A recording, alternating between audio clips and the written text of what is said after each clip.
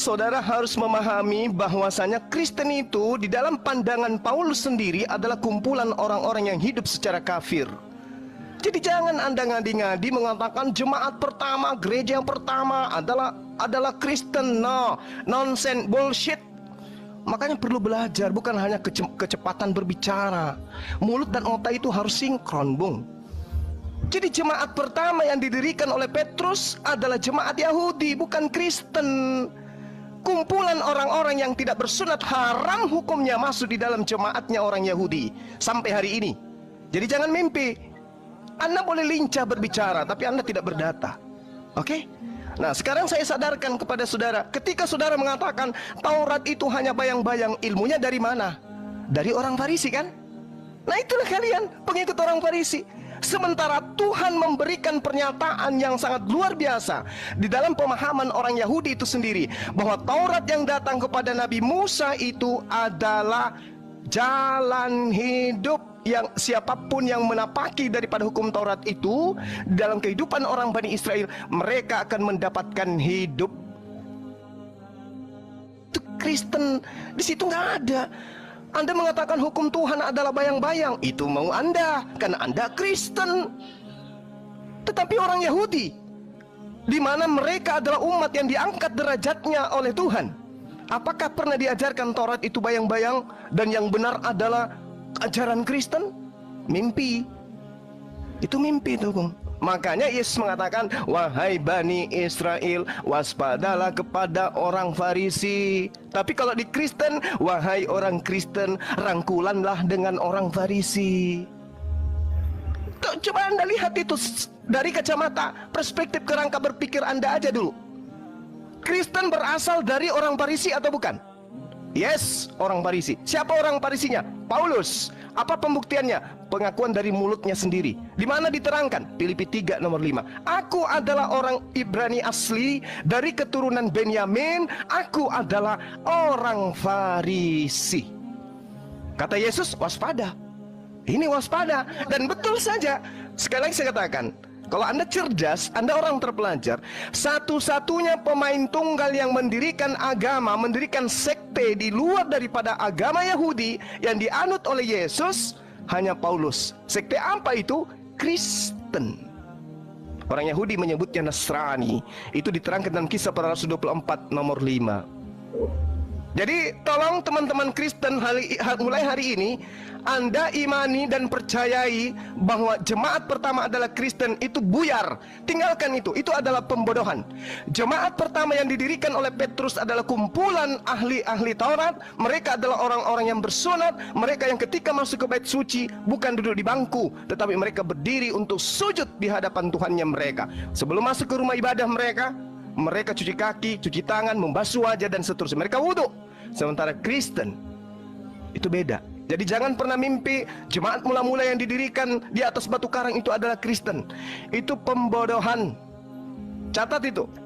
Jemaat yang didirikan Petrus adalah kumpulan orang-orang yang bersunat. Mereka adalah praktisi Torah. Ya, catat. Sehingga ketika Anda mengatakan kami adalah Kristen awal mula dari muridnya Yesus, itu bohong. Paulus mendirikan sekte di Antioquia itu karena dia mengaku dia diutus sebagai rasul kepada orang-orang yang tidak bersunat. Maka jemaat pertama, orang-orang yang tidak bersunat, pemakan babi, adalah Kristen, dan itu tidak ada korelasinya dengan pengajaran Yesus.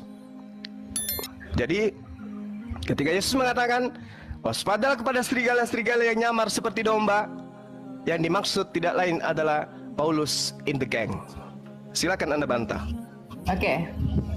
Ya, terima kasih Pak Juma ya.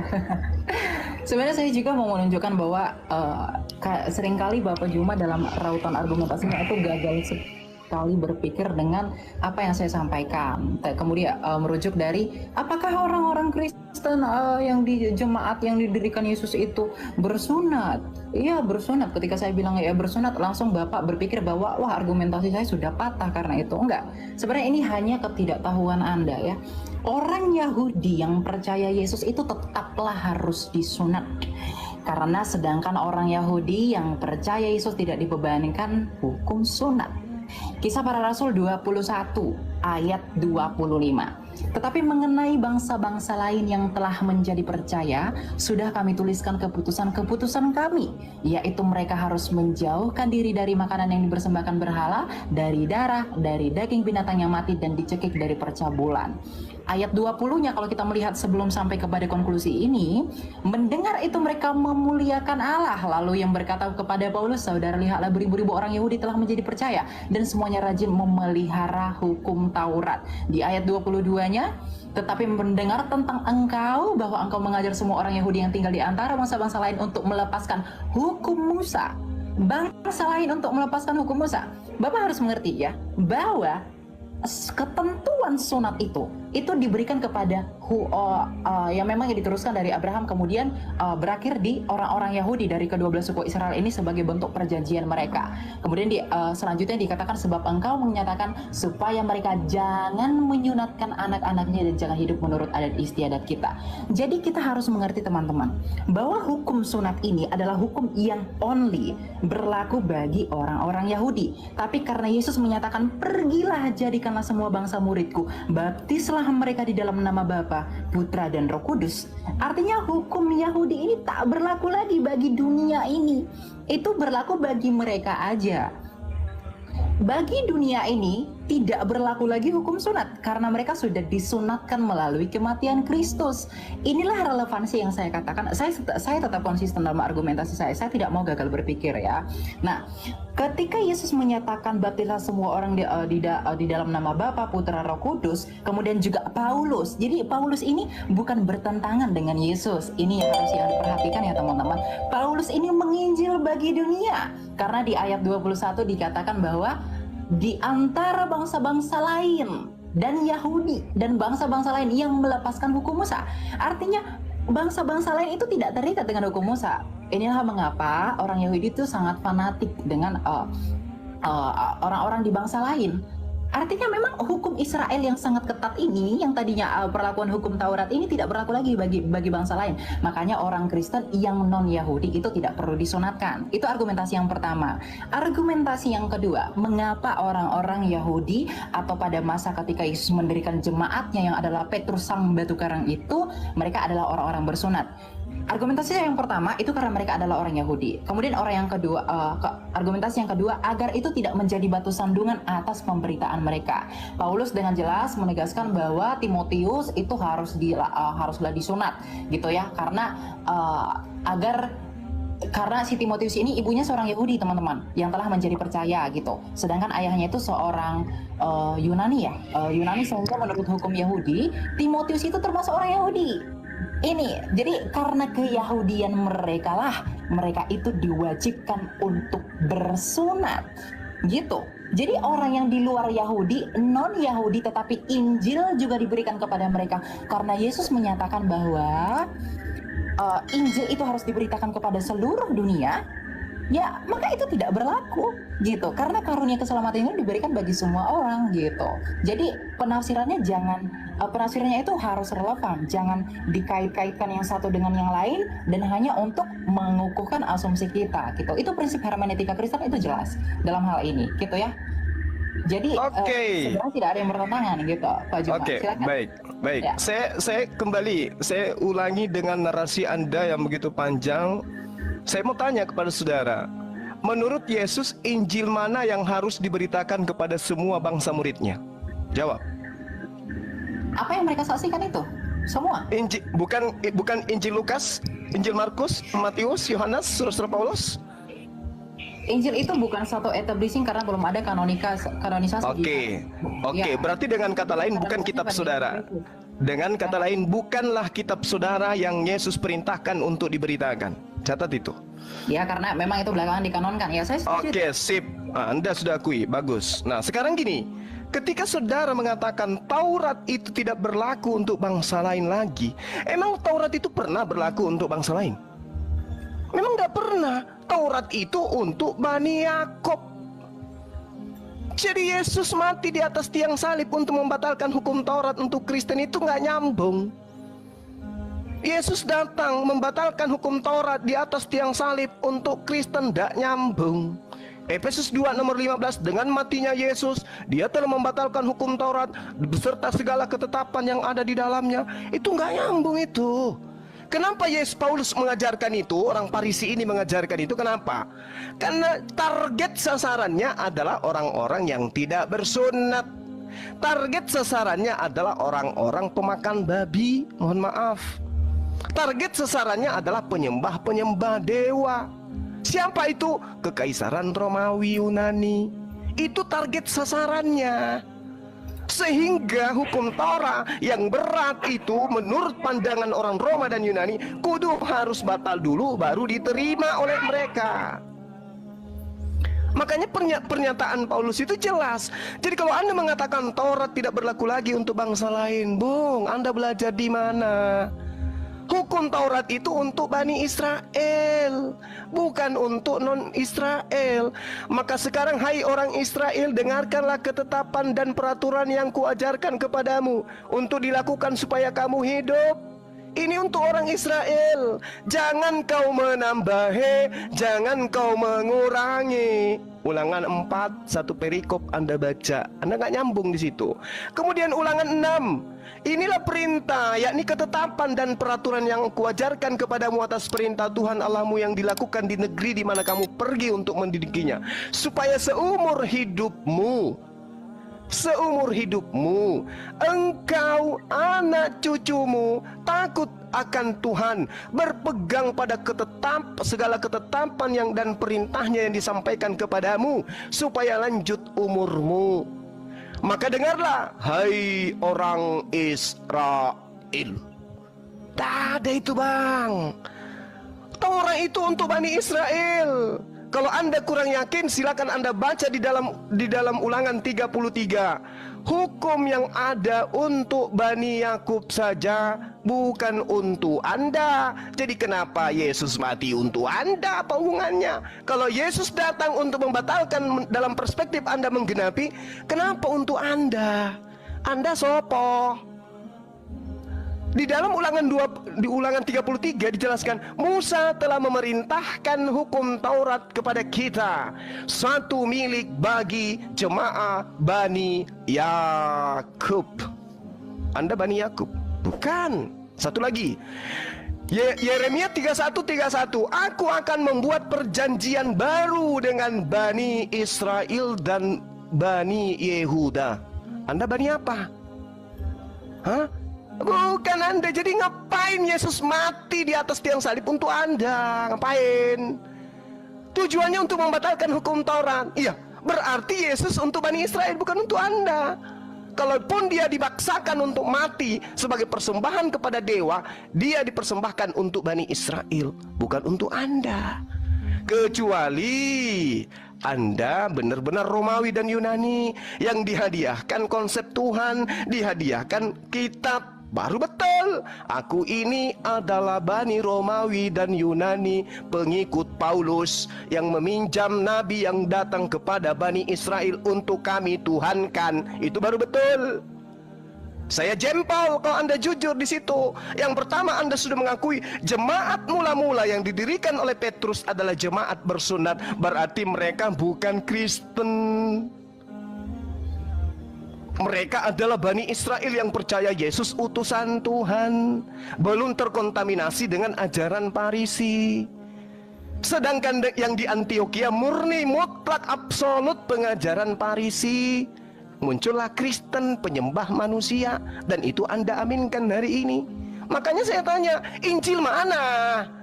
Injil Lukas? Bukan. Markus? Bukan. Injil yang mana? Ya Injil Yesus. Mana Injil Yesus itu? Baca kitab Anda. Kalau Anda punya Bible, saya ajarin sekarang.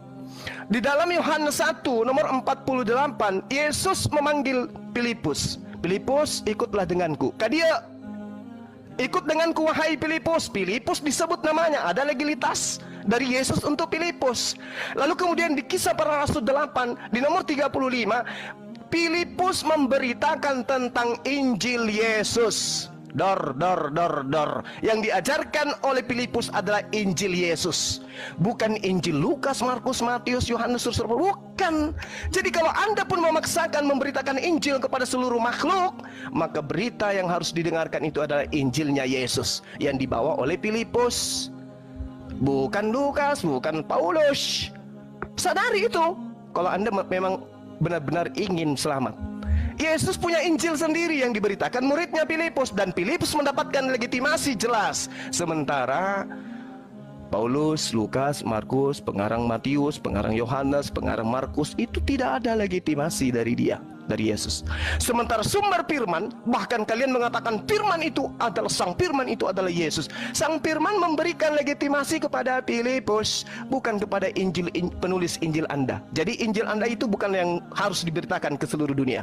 Simpan itu di peti, cari Injil Filipusnya, beritakan kepada dunia. Disitulah yang benar. Injil Filipus masih ada sisanya. Yesus menikah dengan istrinya Maria. Silakan. Oke. Kasih Pak Juma. Ya, saya ini ya sudah cukup mendengarkan tadi ya apa yang disampaikan. Saya mau bantu yang pertama dulu.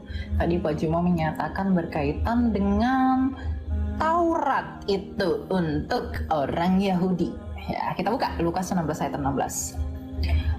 Lukas ya. Hukum Taurat dan kitab para nabi berlaku sampai kepada zaman Yohanes. Dan sejak itu kerajaan Allah diberitakan dan setiap orang menggagahinya berebut memasukinya. Yang pertama. Yang kedua, Matius 11 ayat 13. Sebab semua nabi dan kitab Taurat bernubuat hingga tampilnya Yohanes. Jadi Lukas, Matius itu relevan bahwa Taurat itu hanya berakhir dan berlaku sampai di masa Yohanes. Oke, jadi di sini kita bisa melihat bahwa Matius itu memberi penjelasan lebih jelas dengan menempatkan kata mereka bernubuat itu berakhir hingga tampilnya Yohanes Pembaptis tentang kesaksian kebenaran yang akan datang di dalam Kristus. Dengan demikian kita mengerti bahwa Taurat itu dan nubuat-nubuat para nabi dalam Perjanjian Lama berakhir pada saat tampilnya nabi terbesar, yaitu Yohanes Pembaptis, ya.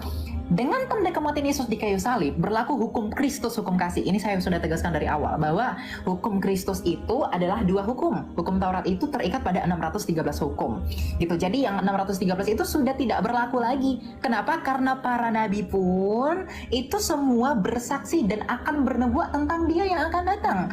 Yang di dalam Lukas yang saya bacakan tadi, berakhirnya nubuat tentang kesempurnaan yang akan datang itu telah selesai.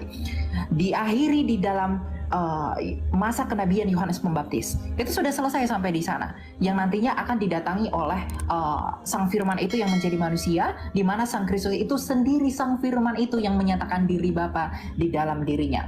Hal ini juga kita bisa melihat di dalam Efesus 2 ayat 15, bahwa dikatakan di sana bahwa sebab dengan matinya manusia, ia sebagai manusia maksud saya, ia telah membatalkan hukum Taurat ya dengan segala perintah dan ketentuannya untuk menciptakan keduanya menjadi satu manusia baru di dalam dirinya, dan dengan itu mengadakan damai sejahtera.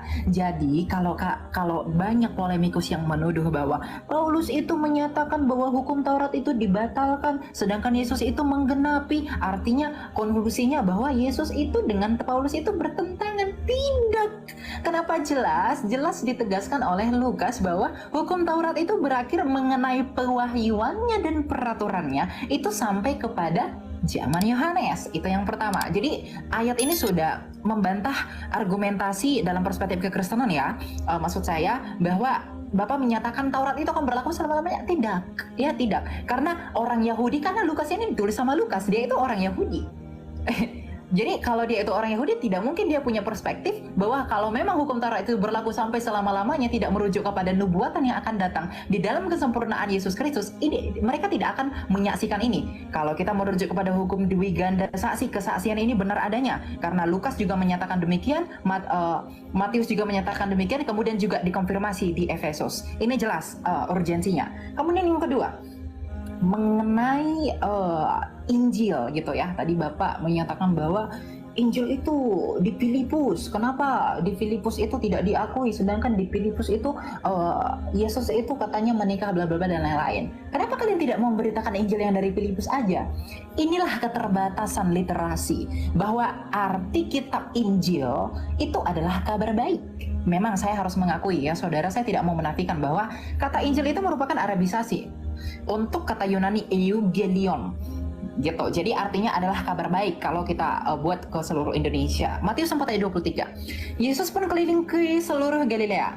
Ia mengajar dalam rumah-rumah ibadat dan memberitakan Injil kerajaan Allah serta melenyapkan segala penyakit dan kelemahan di antara bangsa itu. Ingat ya, kita harus mengkonsentrasikan antara kondisi orang Yahudi pada saat itu dengan apa yang dilakukan Yesus. Perspektif dan juga sudut pandang orang Yahudi yang dalam hal ini adalah mereka Yahudi tentunya teman-teman, karena murid-murid Yesus itu ya orang-orang Yahudi ya. Makanya dikatakan di dalam Markus 1, maksud saya itu di mana ya? Lukas 4 ayat 43. Tetapi ia berkata kepada mereka, juga di kota-kota lain aku harus memberitakan Injil kerajaan Allah, sebab untuk itulah aku diutus. Jadi kalau Bapak Juma tadi bilang Injil itu keselamatan itu hanya bagi orang Israel, itu salah besar. Literasinya kurang itu ya. Jadi ketika kitab Injil Matius itu menuliskan Yesus memberitakan Injil, artinya Yesus itu memberitakan kabar baik. Sedangkan Injil-Injil yang diberitakan oleh para rasul ini penerusan ya. Injil-Injil yang diberitakan oleh para rasul adalah kabar baik yang sama tentang apa yang diberitakan Yesus.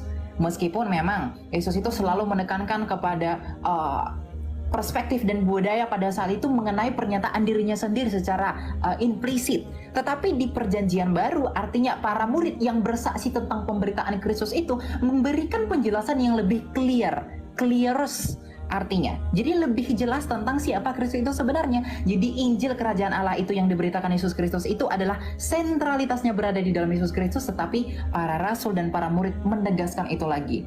Hubungannya dengan apa? Dengan amanat agung Yesus Kristus bahwa Injil itu harus diberitakan ke seluruh dunia. Jadi Injil itu tidak terbatas pada apa yang ditulis murid tertentu saja Bapak Juma, tapi itu merujuk kepada kabar baik. Kabar baik itu dalam hal ini telah disampaikan Yesus bahwa kamu harus membaptis orang di dalam nama Bapa, Putra dan Roh Kudus. Ini relevansinya dengan apa? Dengan keselamatan yang Yesus tawarkan itu, dengan mengalahkan maut, dengan kematian dan kebangkitannya di kayu salib. Jadi kabar baik di sana adalah karena ketika Yesus itu menyatakan bahwa hidup di zaman pada saat itu dia belum mati. Jadi Injil kerajaan Allah itu yang merujuk kepada dirinya sendiri. Sedangkan ketika Yesus memberi mandat dan amanat agung baptislah mereka di dalam nama Bapa, Putra dan Roh Kudus, dia sudah mati tapi bangkit kembali. Artinya Yesus secara implisit menyatakan kepada murid-murid, sampaikan ke dunia bahwa aku telah mati, aku telah bangkit, dan aku naik ke surga dan baptis mereka di dalam nama Allah Tritunggal agar mereka dapat diselamatkan. Inilah yang disebut dengan kabar baik itu. Tidak bertentangan dengan apa yang Yesus ajarkan. Saya juga bingung dengan rautan argumentasi apa Anda mengkait-kaitkannya dengan Filipus, kemudian juga menuduh bahwa Yesus itu pernah menikah. Yesus itu pernah menikah tidak pernah divalidasi fakta sejarah. Tutup Alkitab, kita buka fakta sejarah. Tulisan Marabin Serapion, kemudian tulisan Tacitus, kemudian juga siapa namanya satu lagi saya lupa. Yang dari Roma itu, mereka tidak pernah menyaksikan Yesus Kristus itu menikah. Bahkan Flavius Josephus itu membuktikan dan juga menuliskan dalam sejarahnya bahwa Yesus itu diakui dan dianggap orang Yahudi itu bangkit pada masa itu, dan tidak pernah menuliskan historikal tentang pernikahannya dia. Jadi Injil itu merujuk kepada kabar baik, terlepas dari bagaimana memang perspektiva dari budaya pada bangsa itu. Gitu Pak Juma ya. Terima kasih. Oke, baik ya. Jadi Paulus sendiri mengakui di dalam Galatia 1 nomor 6, aku heran bahwa kamu begitu lekas berbalik daripada dia yang oleh kasih karunia Kristus memanggil kamu dan mengikuti satu Injil yang lain. Ya. Jadi saudara harus memahami bahwa dari zaman Paulus saja Injil-Injil itu sudah bertebaran. Banyak Injil yang kemudian ada pada masa itu. Sehingga ketika saudara mengatakan bahwasanya Injil yang Anda maksud adalah yang diberitakan kabar gembira, Paulus yang menorehkan catatannya sendiri mengatakan bahwa banyak Injil lain, ya, banyak Injil lain yang ada pada masa itu. Bukan hanya kitab saudara yang sekarang ini mencari jalan untuk membatalkan hukum-hukum yang datang kepada Bani Israel. Saudara dengan entengnya mengatakan bahwasanya hukum Taurat itu hanya berlaku pada masa Yohanes sampai masa Yohanes. Itu maunya Anda. ilmu Anda itu Anda dapatkan dari mana? Dari Lukas. Lukas iki sopo? Anda mengatakan Lukas ini orang Yahudi, data Anda dari mana? Lukas aja dari namanya itu adalah nama orang Roma. Oke? Dan tidak ada catatan yang mengatakan bahwa Lukas itu orang Yahudi, tidak. Lukas itu jelas oleh tradisi Kristen sendiri menduga dia berasal dari Antioquia, Syria, dan dia berdarah Yunani. Lalu ketika saudara mengatakan dia orang Yahudi, ilmu dari mana Anda dapatkan itu? Ya, ilmu dari mana? Lukas itu tidak dikenal oleh Yesus. Ya. Nah, lalu kemudian ketika Anda mengatakan hanya sampai kepada Yohanes, berarti Anda menyelisih pernyataan Yesus. Di dalam kitab saudara sendiri menerangkan, Yesus berkata bahwa hukum Taurat itu lebih mudah langit dan bumi lenyap daripada setitik dari hukum Taurat itu batal. Mana yang benar ini? Pengakuan Yesus atau pengakuan Lukas? Yang mana yang benar? Sementara Yesus sendiri, sabar. Yesus sendiri mengatakan demikian. Terus di dalam kitabnya orang Yahudi terkait dengan Taurat itu dijelaskan, janganlah kau menambahi, jangan kau mengurangi. Jadi jangankan batal, dikurangi aja tidak bisa. Ilmu Anda dari mana? Hanya ingin melegalkan ajaran Farisi, kemudian Anda mengatakan bahwa hukum Taurat itu berlaku hanya sampai di Yohanes saja. Berarti ada pengurangan. Sementara perintah Tuhan ini jangan kau menambahi, jangan kau mengurangi. Dan sampai hari ini orang Yahudi masih ada. Sedangkan Injil yang diberitakan kemudian oleh Filipus jelas adalah Injil Yesus. Tidak pernah mengatakan Injil Lukas, Injil Markus, nggak ada. Yang diberitakan oleh Filipus ini adalah Injilnya Yesus. Injil Yesusnya mana? Tidak ada. Kenapa tidak ada? Karena sejatinya Kristen itu bukan pengikut Yesus, tapi pentuhan Yesus yang muncul pertama kali kemudian di Antioquia. Jadi ketika kemudian dikatakan hukum Taurat itu berlaku hanya sampai Yohanes, itu datanya dari siapa? Dari Lukas sendiri. Sementara Lukas juga yang mencatat, Yesus sendiri mengatakan bahwasanya lebih mudah langit dan bumi lenyap daripada setitik dari hukum Taurat itu batal. Lebih mudah. Nah, terus kenapa bisa batal? Sementara langit dan bumi itu lebih mudah hilang daripada hukum Taurat. Apa logikanya yang bisa dipakai selain daripada doktrin dan dogma? Oh, nggak berlaku lagi. Apa alasannya? Sementara Yesus mengatakan lebih mudah langit dan bumi lenyap daripada setitik dari hukum Taurat.